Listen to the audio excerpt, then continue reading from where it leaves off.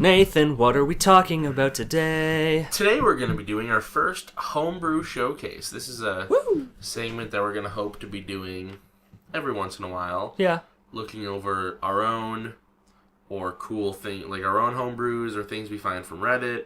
Or if anyone's watching wants to send some stuff to us. Yeah. We'll totally look it over, make fun of it, be jerks. You should listen to us. We know what we're doing. Exactly. Because we said we did. So today, we're going to start off and just look at some stuff. We're going to do some stuff from Reddit people, and we're going to do some stuff from Evan today as well. So this first one is called the Armor Seed. It comes from us by Reddit user Mechanitrix. This is a druid / nature focused armor variant. Okay. So I will just straight read to you what they wrote originally, and then I think we can have a little discussion about it, see if we would change anything, so on and so forth. So this is armor. It's rare and requires attunement. This armor is not donned in the traditional fashion. Instead, it is grown while attuning to it. Stop. The prospecting owner must plant the armor seed and stand as the plant grows around them. In the process, they are able to choose which of the following variant grows. The time of attunement is reduced to the time it would take to don the armor type being grown. All armors grant an additional +1 AC. The armor can neither be doffed in the armor can also not be doffed in the traditional fashion. Its attunement must be broken to be removed. Once broken, the armor withers and dies, leaving behind a new armor seed that can then be regrown as stated as above. So already, this thing is just a flavor home run. I really like that. Then there's 4 sub-classes. So you can either take on the form of the rose armor, oak armor, vine armor, or willow armor. Wow. Okay, so I will begin reading those. So the rose. Choosing this option grows the seed into breastplate armor, adorned with sharp pointy thorns. In a grappling situation, okay, that's some bad wording, but we'll get over that. Regardless if you begin the grapple or not, an opponent grappling with you takes 1d4 piercing damage. And I mean, it doesn't say every turn or anything, so again, we'll clarify that. But in the event that a creature attempts to restrain you through grappling, this damage is maximized. Okay. Take a full 4. Additionally, you may choose for your unarmed strikes to deal 1d4 piercing damage, which benefit from this armor's enchantment bonus on attack and damage rolls. Okay, that's a lot of words. Why are druids making unarmed strikes? B-shape. But then this armor goes into it, so it doesn't even matter anyways. Yeah. Alright, the oak armor. This option grows plate armor, which I believe is heavy, which is a little weird because then druids don't have proficiency in it, but that's fine. There's feats. Yep. Of tough oaken wood. As an action, you can command this armor to rapidly grow extra armor plating. Your speed becomes 10 feet, and you gain an additional +5 AC. Wow. You have advantage against effects that would move you against your will. This ability lasts 1 minute and recharges after a long rest. You must be standing upon the earth in order to use this ability. It's a little high tier. Yeah, we'll talk about these in a sec. Vine, taking the form of studded leather. This armor is wrapped with vines and creepers. You gain a climb speed equal to your walking speed. 2 vine whips are attached to this armor, which have the statistics of a normal whip, but benefit from the armor's enchantment bonus on attack rolls and bonus rolls. Again, the wording is a little... Yeah. You are considered proficient in these weapons if you have proficiency in this armor. So that's cool. That's the, jacket that comes with the mittens attached to it by the string. And willow, taking the form of the willow, this chainmail armor consists of layers of interlocking branches. As an action, you can command your armor to grow and extend branches that block and entangle attacks directed at allies within 5 feet of you. Attacks made on allies within 5 feet of you are made at disadvantage. This area is also treated as difficult terrain. So, all of these, super cool. Some of them, broken. A little high tier. Just disgustingly broken. +5 to your AC at the cost of movement speed. That is so fine. That is, yeah. Also, none of these, except the oak ones, state whether it's an action or a bonus action or a... So this is a really cool idea. It also... I interpreted it as like it can transform into 3 armor types that druids aren't originally proficient with. Well, I don't... Here, if you would... Yeah. So I know mechanically druids are allowed to wear metal armor, but there's like even a point that says like most druids won't because it's made of metal. Yeah. But I do know that just as like a general thing, druids are proficient with light and medium armor. Okay. So, perhaps what the creator of this item was saying was that it just like took on the AC of plate armor. Yeah. But then like... Well, I was going to say... Because plate armor has AC 18. Yeah. And requires a strength score of 15. So is it bypassing that strength score? Is it giving you the AC of 18 with still counting as medium armor? Probably the best way to clear that up would be for each of these different options, say, while the armor's in this form, your AC is X. Okay, yeah. And in the initial descriptor, Yep. say this item counts as medium armor. Okay, yeah. I can get behind that. So you're able to wear all 4 of the different modes. Yes. It's all medium armor. And they all just have varying AC. Exactly. So then I would also axe the line of text that says that this is +1 armor. Yes. And just include that Yeah, exactly. in the final product. Yeah. Okay, so let's talk about what we like and what we dislike. Sure. I think the rose one is flavorful, but mechanically does very little. Yeah, I mean, 1d4 is not... And, like, how often is a druid going to be grappling people? Yeah. Not very Or often. making an unarmed strike. Yeah.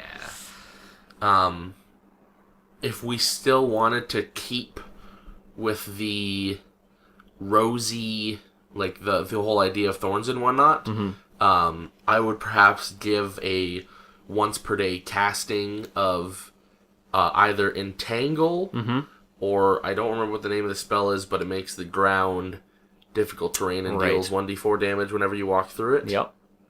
So I would give like a once per long rest casting of one of those two. Yep.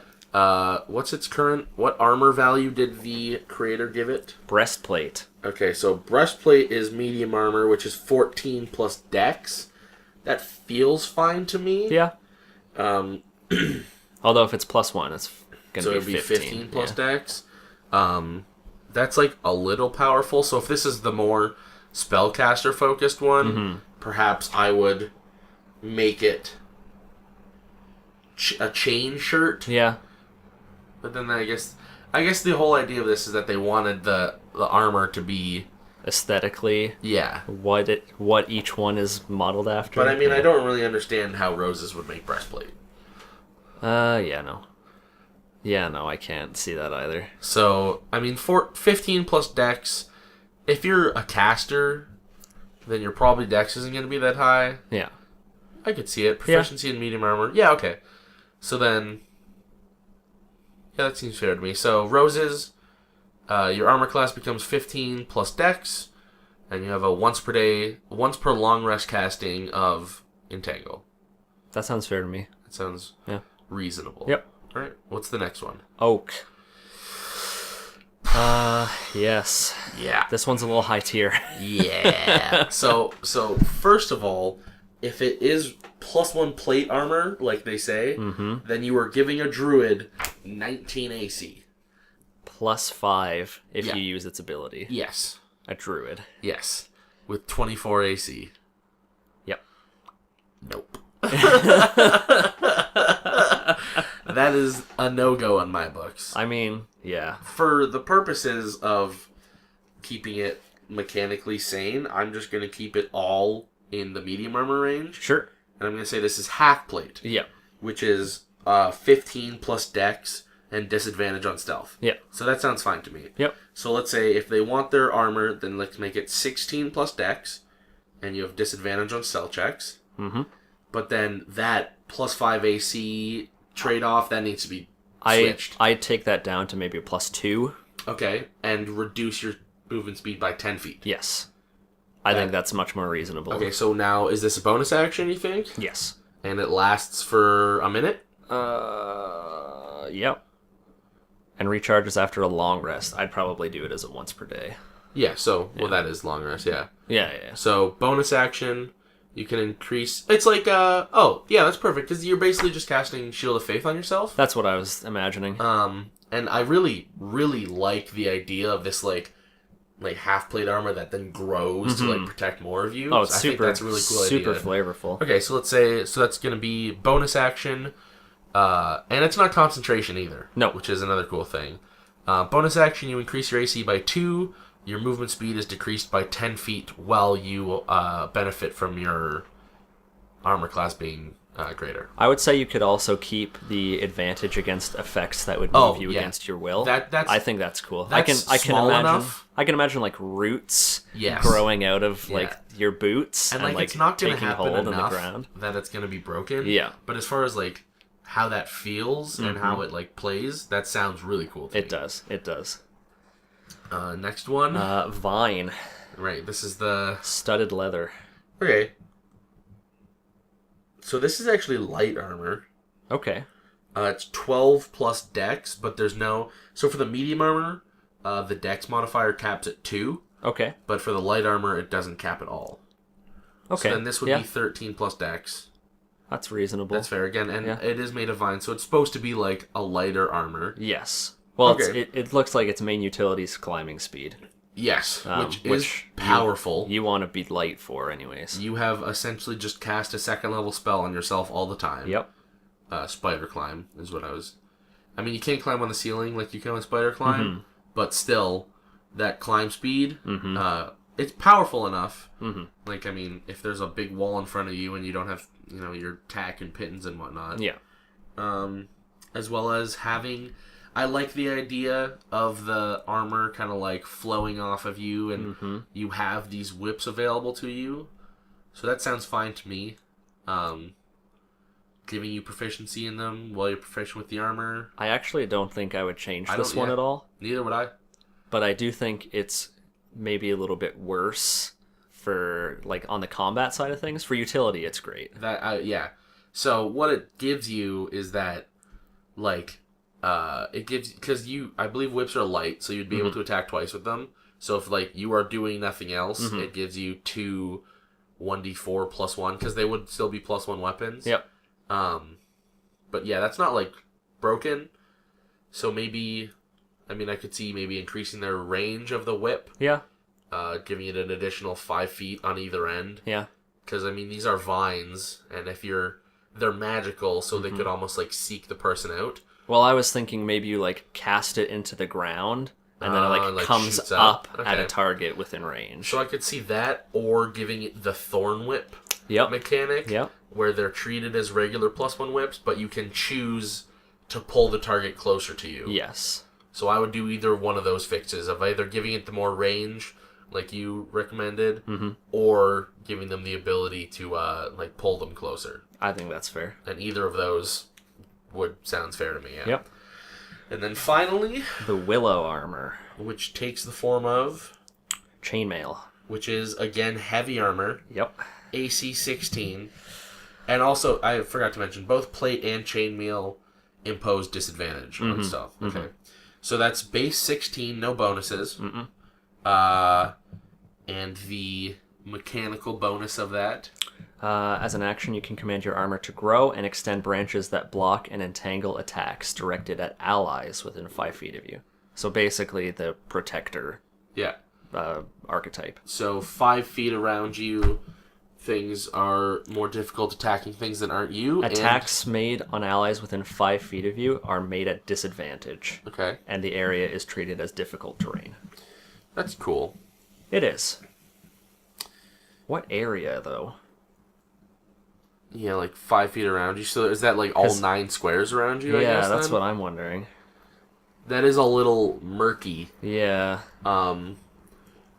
I would almost... Like, is it just the distance between you and the ally, that straight line, that's now difficult, or... I would almost make this, like,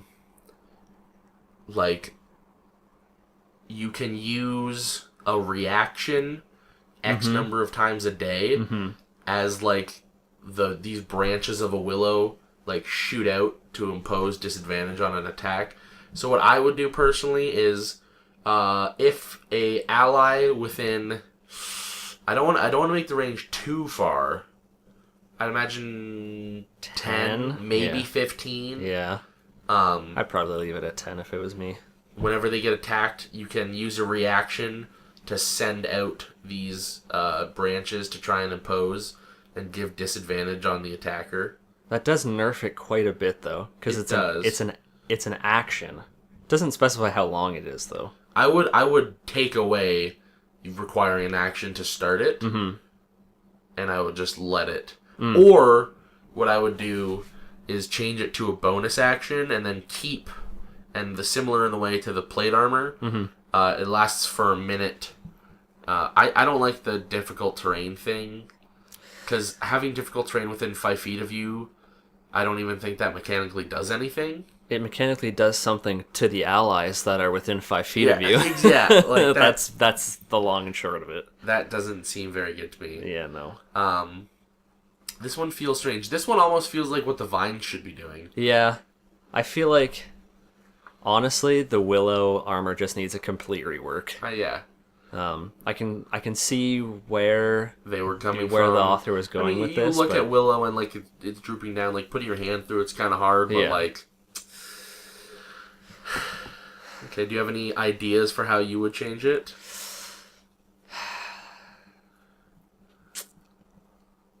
I would say probably give most of these abilities, like you said, to the vine. Yeah. Armor type. So let's give the vine axe the whips. Yep. Keep the climbing speed. Yep. And we'll give it the... you can use your reaction. I think if it's vine, 15 feet sounds fine to me. Mm-hmm. Impose disadvantage a number of times equal to your wisdom modifier every day. Mm-hmm. That sounds fine to me. Yeah. Okay. And then for the willow, for me, I keep thinking of projectiles and like how... like a blocking projectile almost. So... I also wouldn't want to impede on, like... I wouldn't want to tread on, like, the monk's feet, let's say. Right. With the catch missile thing. Yes. So, I mean, I could see it... Well, ranged attacks against you have disadvantage. Baseline Willow Tree could just be, like... They act as gloves of missile snaring. Yeah. Could be a... That's fine. Yeah. You, like, use your reaction... Yeah. To use the branch and then try and catch it. Yep. But I feel like...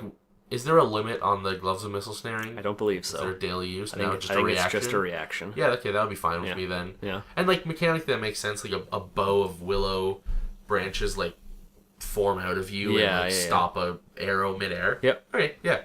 Sounds good to me. Yeah. So, I think that'd be fair. Again, I really like this idea. There's so much flavor to it. Planting a seed and then standing there as it, like, twists and writhes around you and you focus on what you want it to be and it turns into that. Man, it's very, very cool. It is very, very cool. Couple little things mechanically, but as an overall magic item is I like it. Bueno. It's also a good option for druids because of that limitation of. I mean, again, like it's not technically a mechanical limitation. It's a heavy suggestion. Though. Yeah, it is. Yeah, it's a pretty heavy-handed suggestion. Yeah. Alrighty. You want to pull up the second one here? Sure. Yeah. Alright, so the next set of items we shall be looking at comes from Reddit user Fly19, and these will be lightly cursed / magically defective, which, in my opinion, are some of the best items. That's the best way to do it. Magic items can be so broken, but if you can come up with, like, a real consequence to their use, that really balances them out. So they preface their post with a short blurb. The odd shopkeeper peers down at you from his street-side wagon. Magical items, you say. He strokes his handlebar mustache, looking you up and down. Oh, no. That'll run you a pretty gold piece, and you... Well, you look more like copper folk. But I think I have made something for you. Meet me round back. He disappears from sight, and the cart shakes a bit. You hear the creak of the door as he ushers you behind the cart and pulls out a small, unmarked sack of tinkling items. He gives you a secretive, oily grin. So, Mercantile Guild bylaws state that I have to warn you about how these items are cough lightly cursed, cough. But I think we can make a deal if you're interested. So that's a good little flavor bit, and if you're the unprepared DM, you can literally copy and paste that into your notes. Again, just like I think we talked about it in the Bullet episode, and if that's not out yet, look forward to it on the next Monster Monday. What? Where if you don't really know what to do for travel, this is something to do to spice it up. Mm-hmm. So let's just talk about these. I'll run them through you, and let's see what we feel like. The Diviner's Scryglass. A short, periscopic scope with a cracked lens. Doesn't extend fully or work as a spyglass. That is an uncommon item that is worth between 10 and 25 gold pieces. Okay. But its special property is cracked third eye. Twice per day, the user may call upon this item as a free action to make a DC 10 wisdom check. On a successful check, the user's next action or check has advantage. If unsuccessful, it has disadvantage. So, first of all, they use the free action terminology, which hasn't been a thing since 3rd. Okay. So we're going to move this to bonus action, just mechanically. Yes. So it's a DC 10 wisdom check to give your next action or check advantage. Now, that's a little vague. Yes, that could be anything. So what I would instead do... So the flavor of this is, again, you see slightly into the future. Yes. So I would either give this a bonus action speed or a reaction speed when you're forced to make a saving throw or ability check. You can make this wisdom check, and if you pass it, then give yourself advantage. No, that makes sense. Yeah, reaction. And that's kind of like a bit of a hoop to jump through, but that's kind of the point. You're really rolling the dice on this one. Yeah. But I mean, that's the point, right? Yep. Like, you're not spending that much on this thing. Yeah, no. You only get to use it twice a day, which feels weird. I would almost want to give it 3 times because, because twice, the third eye and everything. Yeah. But cool. Yes. A little odd. It's a weird one. I'd put it in my game, though. Sure. Alright, next one. Enigmatic Flask. A small metallic flask, unremarkable at a glance, slowly fills with a strange liquid. It's an uncommon item, costs 35 to 50 gold pieces. Okay. Once per day, a creature may drink from the flask and roll 1d4. If the result is odd, the user heals 1d4 plus 2 hit points. So that's half of a health potion. Yeah. If it is even, the user heals 2d4 plus 2 hit points and must make a DC 10 con saving throw. Oh no. On a failed save, the user is poisoned for 10 minutes. That's garbage. I would never use that item. That sounds awesome. That's good for dwarves. That's just good. That's good for paladins. I think they are... Oh no, that's disease they're immune to. That's true. Yeah. Also, this also doesn't give it action or bonus action. Yeah. Well, you could treat it as a potion. It is... Yeah, it is a potion. Yeah. Yeah, that's how I do it. So, whatever rules you have... Because I know a lot of people, move drinking a bonus or a potion to a bonus action for yourself. Yeah. And sometimes you can even use it as an interact with object, which you get free as movement. So, I think I would leave that up to the DM's discretion to pick whatever speed they would want to allow this. For me, it's always drinking a potion as a bonus action. Yep. Feeding a potion to somebody else is an action. And that's fair. That's also what I play as, but, to each their own. Yep. I think this is cool.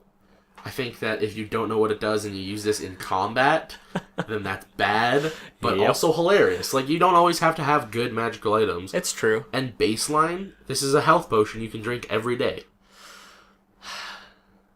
Or a poison you can drink every day. But you still heal. You just become poisoned.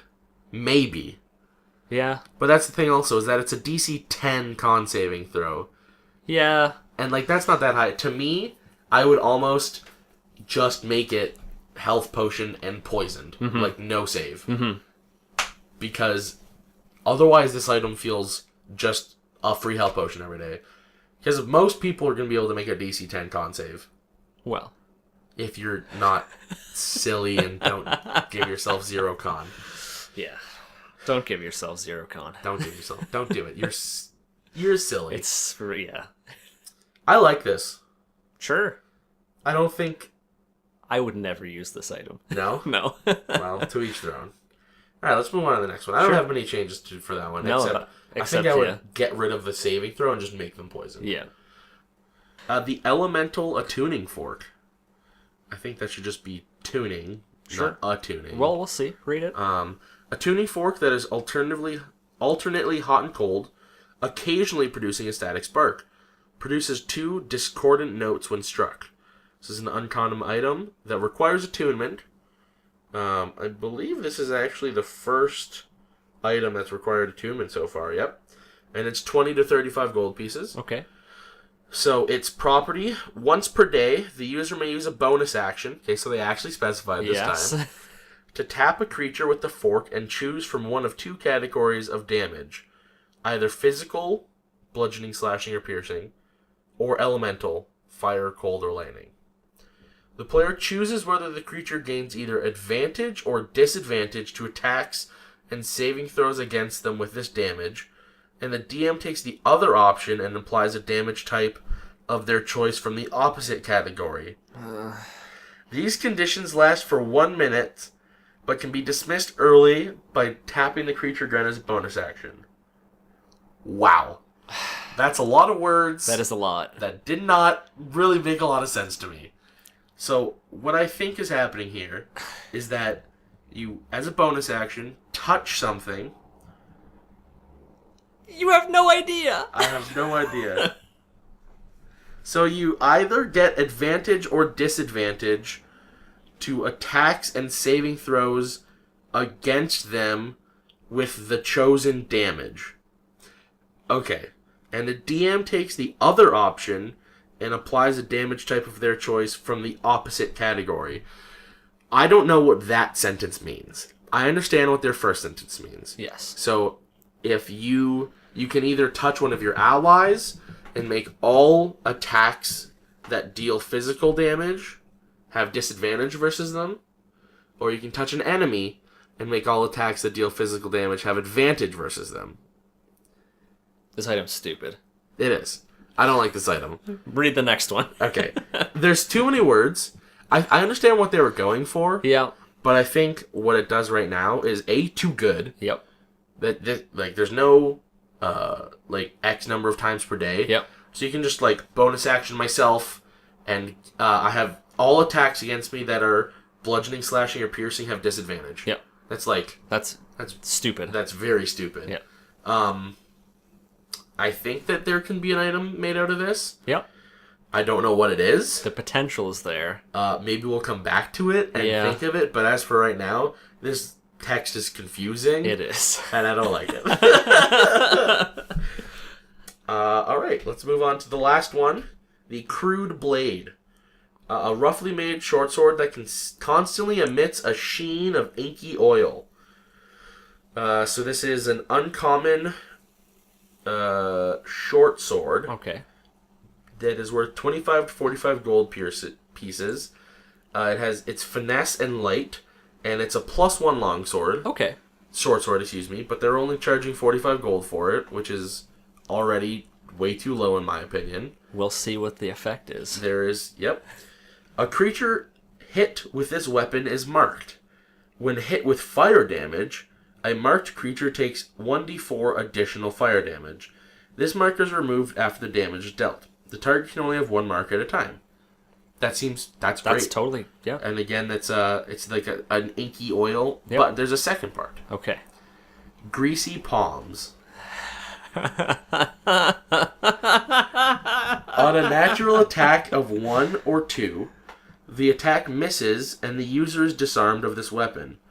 On an attack roll of 3 or 4, the user must make a DC 10 Dex saving throw or be disarmed of this weapon. It drops at their feet and can only be retrieved with a bonus action. Now, mechanically, that's just not true. Because that's an interact with object action, which can be done on your turn as part of your movement. Yeah. So, I mean... At virtually no cost. Yes. So this item, you might as well just get rid of the greasy palms thing. Yeah. Because what it's saying is, like, oh, crit failure, you drop your weapon. Wait, is that the whole description? Yeah, that's it.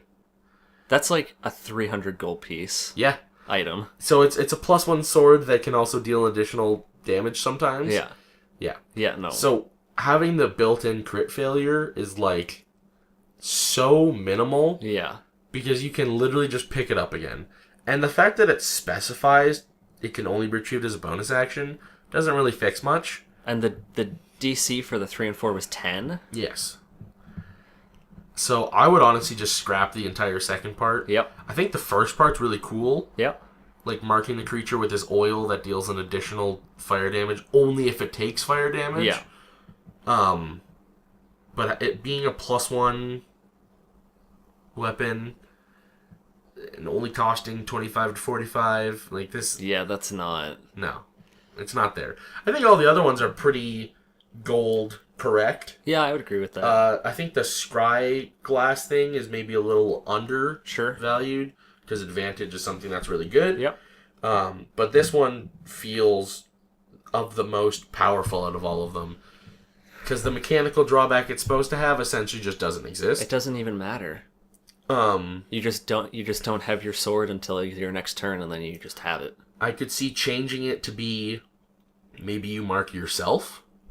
Well, that's what I was thinking. So like you splash yourself with some oil. I personally really dislike crit failures as a general thing. I think you can fail badly, but like rolling a 1 on an attack doesn't mean that you should attack your friend. Yes, I agree with that. I dislike that a lot. I completely agree with that. I'm more inclined to give like skill checks. Mm-hmm. If you roll badly and it's not going to affect the game, like maybe I'll do some like humorous something. Yeah. But yeah, so perhaps like you mark yourself.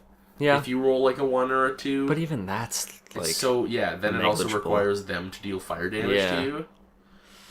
So first of all, I would not give this thing a +1 at all. I think I think you could keep this weapon as it is. Change out the greasy hands thing for you splash yourself with oil. Okay. And just add gold value. That's fair. I think that would be the quickest way. But if you want to keep it as those like back of the merchant peddling, yes. Cut the +1. Yep. Keep the mark and mark yourself. Yep. And I'd still charge 50 at least. At least. Yeah. Because this is just a short sword with upside. Yeah. But I think it's cool. What's the player's handbook gold value of a short sword? Let me find out for you. I believe equipment is on page 120 something, 150, 150 something. The PHB says that a short sword is 10 gold pieces. Yeah, so 50 I think so is fair. I think 50 is fine, because I think it's just strictly better. Yep. Cool. Yeah. And do you want to finish out with one of your own? Sure. Let's take a look here. And don't worry, I have no problem being as critical against Evan or my own items as I do against others. There come times when I just throw all balance to the wind and say, listen, this is what this item's going to be. So here you go, Nathan. All right. Gluta's bottomless ration. Okay. Can be eaten as a day's ration. Yeah. And regenerates 24 hours after being eaten. Okay, so it's an eternal ration. Yes. Okay. Once eaten, players gain resistance to fire and cold damage for 24 hours. Okay, you turn into Snorlax. Yes. Once eaten, the player's weight increases by 100 pounds for 24 hours. Okay. Mechanically, doesn't alter. Doesn't really do much. But might change encumbrance a little. Is good for a laugh. Yeah. I mean, like, that's... Giving 2 resistances, especially to the most used damage type for spells, probably powerful. Yep. But, like, I could see giving that to, like a party of level 5s or up and being fine with it. Exactly. There is a downside, though. Okay. Besides the 100 pounds? Yes. Okay. Your movement speed is reduced by half. By half. For the 24-hour period. Oof. So that's you gain the resistances, gain 100 pounds, are fully fed. But you're halved. But your speed is halved. I think if you change that to 10 feet, then it's perfect. Okay. I think halved is steep. I originally had it as 10 feet, and I was like, no, I think it has to be more than that. So, like, if you really wanted to punish them, you could totally do halved. Yeah. Then they would have to decide, like, is this worth it? Yeah. If you wanted it to be, like, good, though, then I'd give it the 10 feet. Sure. But I think that's cool. I think it's pretty reasonable. Yeah, so do I. I did like that. I did not pick a broken one. No, that one's actually pretty fair. Well, let's do another one. Sure. Let's take a look. Here, we'll do sort of a stupid one. Okay. And then we'll do... no, we'll just do a stupid one. We'll just do a stupid one. This is Shen's Covetous Box. Okay. I describe it as a gold box that has like a mouth and you can put coins into it. Okay. After being fed 1,000 gold pieces, it produces a gem of random type and value, for which there is a table to roll on. From the DMG? I made my own little table. Okay. After yielding a gem, the box's mouth closes for 7 days. Okay. So you can't just like be constantly feeding into this thing. And the item's bearer becomes obsessed with material wealth. Okay. The table, the gem types are ruby, sapphire, topaz, amethyst, emerald, diamond. Okay. Which start what they are. The gold values, however, rolling a 1 to 3 produces a 50 gold piece. Okay. Gem. You know, just a classic 5% return for investment. Yep. Rolling a 4 to 6 is 100 gold piece gem. Okay. 7 to 9, 500. So is this a D20? Yes. Okay. No, it's a D12. It's a D12, okay. Yes. 10 to 11 is 1,000. Okay. So you could just make as many. Back. And the 12? 5,000. Okay. So it's a gamble. No, that's fine. Yeah. That's totally fair. Majority of the time, you won't be getting your stuff back. Exactly. But there is that chance that you break even plus. But, so, the obsession with material wealth... Yes. Is that, like, a side effect of holding on to the gem, or does that, like, the magic of the box... So that's the side effect of holding on to the box. Ah, okay. And I imagine it as it, like, replaces your flaw. Okay. That's fair. I would almost say... Maybe for the 7 days that the mouth is closed, this, like, it kind of, like, doesn't have this hold over you anymore. Sure. I mean, again, like, this is a very small mechanical thing. But while the mouth's open, you want to put money into it. That makes a lot of sense. But that makes cool. A lot of sense. I kind of like the idea of gambling. It definitely, like, it doesn't hit combat. It's not super out of combat focused, but I could definitely see, like, I have an NPC... who's obsessed with trying to find buried treasure. I know, that sounds really, sorry, it was a PC, not an NPC. Yeah. So I think this would be something right up their alley. Yeah, no, that would be great for them. Let's do one more. Yeah. This is one that we've actually talked about outside of this before. The eye? No, it's not the eye. Okay. Well, we can do the eye. Yeah, let's do the eye. And then let's do both. Okay, let's do the eye, and then we'll do this last one that because I think the eye is just ridiculous. The Eye of Odun. While attuned to this item, you can use your bonus action to give yourself advantage on an insight check. This check can be made on a subject you know nothing about. Afterwards, roll a D100 on the long-term madness table. So this is so funny to me because you're just like, hey, I want to know if the king of a faraway land is a liar. That's right. And then the DM's like, okay, yeah, sure. And you're like, I'm going to give myself advantage, which would be the only way I would even let this happen at all. Yeah. Because this eye can, like, somehow see into their mind. That's right. And then you, like, roll and you're like, oh, yeah, he's totally a liar. And you're crazy. Like, I know we already talked about this, but the downside for this item is just ginormous compared to the upside. But which is hilarious. If it saves you having to, like, ask around. It's like, oh, maybe I can just figure it out in this enclosed room and then go crazy afterwards. I mean, I like it. Yeah. But I just think it's ridiculous. It is a little bit ridiculous. Speaking of ridiculous. Oh, God. So this is one that we've talked about. Okay. You said that this item should be like a legendary. Okay. So I'll read it out to you, and we'll see if you still feel that way. It's let's see, Casimir's Pendant of False Life. Okay. I think I remember what this one does. Once per day is a bonus action. Speak a command word to gain 20 temporary hit points. Doing so permanently reduces your maximum HP by 1. Yeah. So I still think that item should be legendary purely on power level. It is very good. It's very powerful. It has a very large drawback. Yes. I think originally when you showed me the item, it wasn't once per day. Okay. Yeah, no, I would have added that in after we talked about it. But still. Yeah, like 20 temporary hit points is like a lot. Yeah. Obviously losing max HP is rough, but I don't think that 1 is that bad. Depends how many times you... That's true, yeah. So let's take... I think the average hit dice is like a D8, of which the average is 5. Mm-hmm. So, like, if you use this 5 times to a level, and you, like, if your con score is 0, let's say, then you're not getting any more HP ever. Yeah. But it also is... It's like a failsafe. Like, it being a bonus action, you can use it in the middle of combat. Mm-hmm. I think this is a good item. I think it's dangerous. There's a large risk. There is a large risk.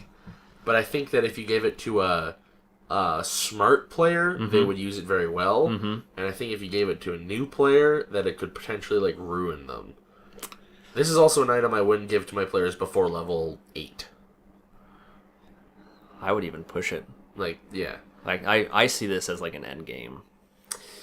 Well, at endgame, I feel like the 20 temporary hit points is almost like an attack, which kind of feels not bad to me. But like sweet spot of right in the middle, like take a bullet, a good CR5 creature. Their attack deals on average like 30 damage. Yeah. So if you're around maybe like I said, I would give it to level 8, maybe like level 6 to 9 area. Okay, yeah, I can see that. It like gives you enough of a leeway that it's like something to move, like to be able to live another round with. Yeah. But you know that it's long term costing you. Yeah. Like, I think it's a cool item.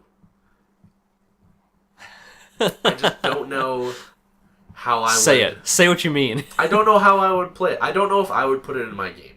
Okay. Because I wouldn't want to give it to someone and then it feels like they ruined their character. Yeah. But I still like it. I just don't know if I would use it. Well, yeah. And that's okay. To me, it's a like you're on death's door. Yeah. You quickly gotta heal gotta up do something. and yeah, exactly. That's fair. And you just sacrifice any maximum HP and just hope you can hang on for that one more hit until your cleric's turn comes around. And that's like I said, I think that's a cool narrative. Yeah. I can imagine the way that this pendant works is that like there's little like ridges at the back that when you activate it like sink into you and take some of your blood almost. And I think there like could be a story behind this. Yeah. Like you could make it as like a centerpiece to a dungeon or something of the sure. likes. Perhaps like a famous necromancer created it. Yeah. But again, I just don't think I would put it in my games. That's fair. For its potential downsides. Yeah. But as long as they know what they're getting into, I think it'll be fine. I think that if you're a nasty DM, you could make it cursed, so you can't take it off, and you don't know that it takes a maximum hit point until you use it. So, but then it takes like 3 or something. So all of these items that I have on this list, were designed to be sold by this one vendor that I had wanted to put in a campaign that died. Okay, it was very sad. That is sad. But he, when he was selling these items, would only tell you the good things about them. Okay. I probably should have prefaced all this with that. Probably. But because that just adds to the humor of it. So these are all cursed. Yes. Okay. Yeah. Okay. And I have like 10 more on this list that we'll touch on. We'll touch on them in later episodes. But okay. I mean, like, I like all of the items we discussed today, Yep. except for that tuning fork. Yep. That thing is just a mess. Like, in-game and out, that is just a mess. It's a jumble of words. Yeah. Fly 19, if you're ever listening to this, I'm sorry. I liked your other ideas. Scrap that one. Start from the new, like, go back to the chopping block. Yeah. You could even just rework it.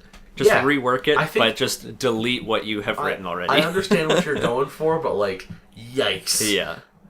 The best way to figure out, like proper wording, just read the PHP. Yep. Just read through it, and you'll PHP. you'll get the hang of how they format their descriptions. Alrighty, well, I think that is episode 1 of Homebrew Showcase. Woo! If anyone listening wants to have something, send us in to us. Yes. Our email will be statblockofficial@gmail.com. There you go, and bye.